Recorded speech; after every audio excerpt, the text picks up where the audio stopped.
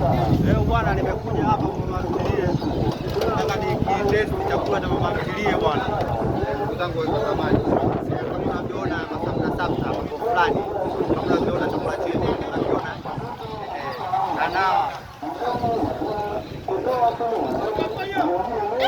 chakula safi kabisa.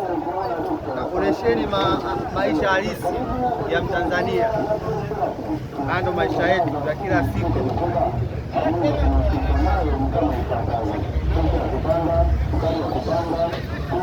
Ugali unauza shilingi 1000 na Kitanzania, kama unavyoona ugali mwingi wa kushiba,